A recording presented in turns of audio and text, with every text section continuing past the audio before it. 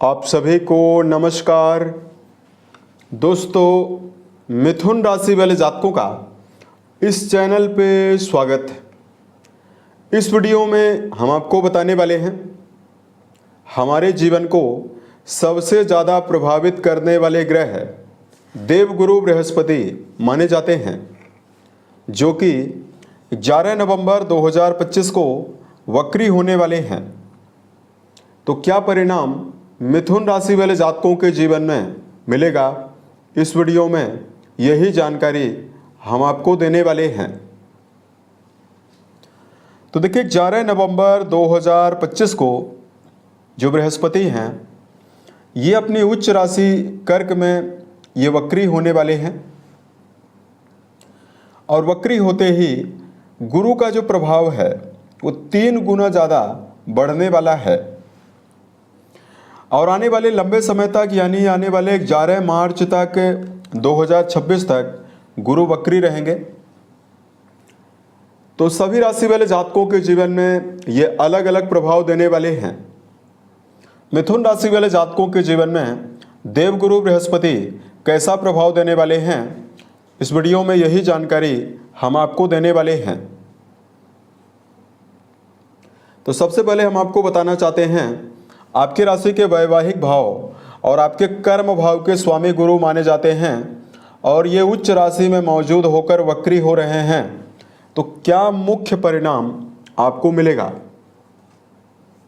देखिए, सबसे पहले हम आपको बृहस्पति के बारे में सामान्य जानकारी दे रहे हैं।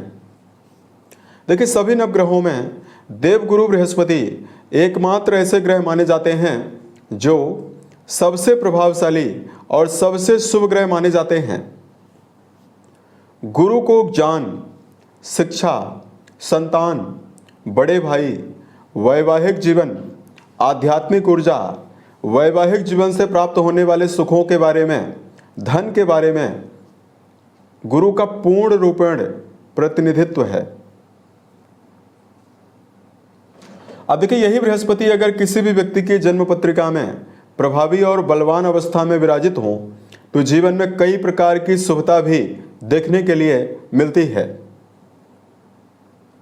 यदि देवगुरु बृहस्पति कुंडली में प्रभावी और बलवान अवस्था में विराजित हो तो जीवन में जातक को ईमानदार बनाते हैं, कर्मठ बनाते हैं और गुरु के बलवान होने पर निश्चित तौर पर व्यक्ति ज्ञानवान बनता है।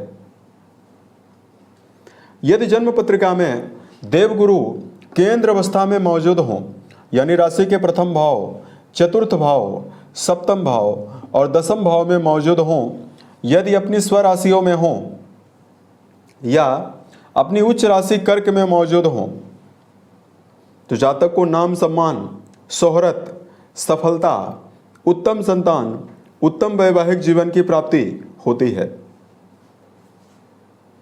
लेकिन यही बृहस्पति अगर कुंडली में कमजोर और पीड़ित अवस्था में विराजित हों, शनि राहु केतु के दृष्टियों में हों या मकर राशि में यानी नीच राशि में मौजूद हों, व्यक्ति के जीवन में लंबा कर्जा में व्यक्ति को डालते हैं। वैवाहिक जीवन में तमाम समस्याओं का सामना करना पड़ता है। गुरु के अशुभ होने पर शरीर में मोटापे की बीमारी, पेट से जुड़ी हुई समस्या, हार्निया की बीमारी, डायबिटीज की बीमारी शरीर में हो जाती है। और देवगुरु बृहस्पति के कमजोर होने पर व्यक्ति धार्मिक मामलों से भी हटने लगता है। तो अब आइए हम आपको बताते हैं क्या परिणाम मिथुन राशि वाले जातकों के जीवन में मिलने वाला है। बताई गई जानकारी आपके चंद्र राशि के ऊपर प्रभावी है, तो आप इसे इसी आधार पर देखें। अब देखिए, मिथुन राशि वाले जातकों, आपके वैवाहिक भाव के स्वामी और आपके कर्म भाव के स्वामी होकर 11 नवंबर 2025 को बृहस्पति आपके द्वितीय भाव में बलवान होने वाले हैं, वक्री होने वाले हैं। अब देखिए, कुंडली के द्वितीय घर से धन, मुख के बारे में, प्रारंभिक शिक्षा, परिवार के बारे में मुख्य रूप से विचार करते हैं। यहां पर गुरु उच्चस्थ अवस्था में मौजूद हैं तो निश्चित तौर पर कई मामलों में आपको यही गुरु अब विशेष लाभ देने वाले हैं। सबसे पहले कर्म क्षेत्र के मामले में मिथुन राशि वाले जातकों को जीवन में बड़ी उपलब्धि और बड़ी सफलता मिलने वाली है, क्योंकि आपके कर्म भाव के ही स्वामी हैं और ये उच्च राशि में मौजूद होकर वक्री होने वाले हैं। तो यदि आपको कर्म क्षेत्र के मामले में लगातार परेशानी या दबाव का सामना करना पड़ रहा है, तो कर्म क्षेत्र के मामले में चल रही सभी प्रकार की समस्याएं आपके जीवन से समाप्त होने वाली है। वर्तमान समय में वर्क प्लेस पर मान सम्मान के अवसर, प्रमोशन की संभावना भी आपके जीवन में रहने वाली है। पुराने समय से अगर आप किसी भी प्रकार की योजना मन में लेकर चल रहे हैं, यदि आप सही समय का इंतजार कर रहे हैं, किसी भी नवीन कार्य की शुरुआत करना चाहते हैं, उसके लिए भी समय बहुत ही अनुकूल और बहुत ही बेहतर रहने वाला है।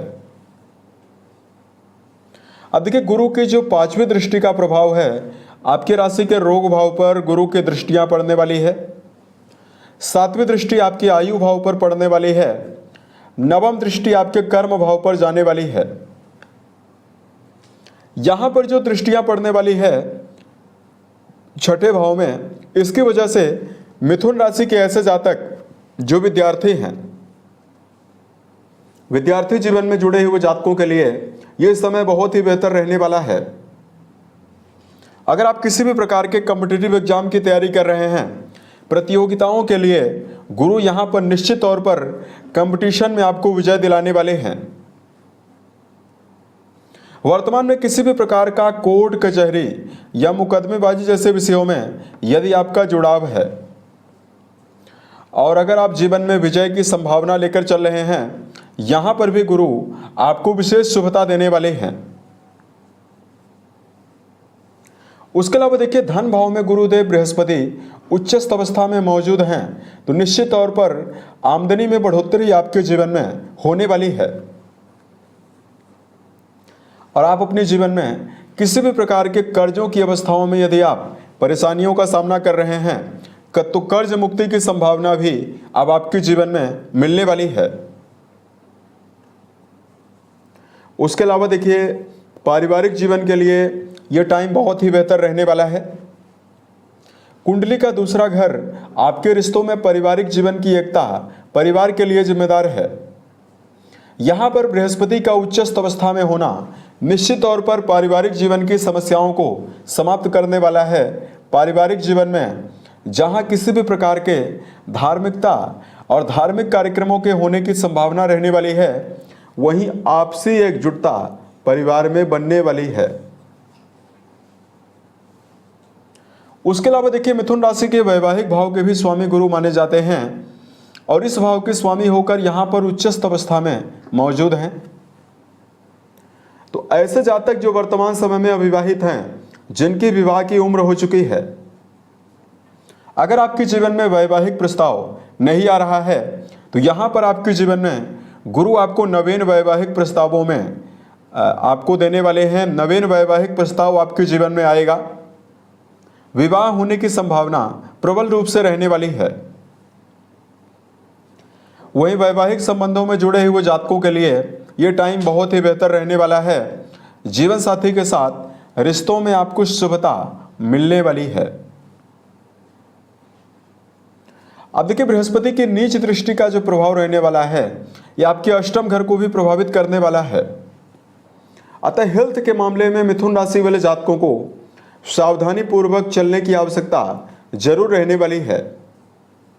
यानी वर्तमान समय में दिनचर्या व्यवस्थित बनाकर चलना और खान पान की आदत का ध्यान रखना आपके लिए बहुत ही आवश्यक रहने वाला है।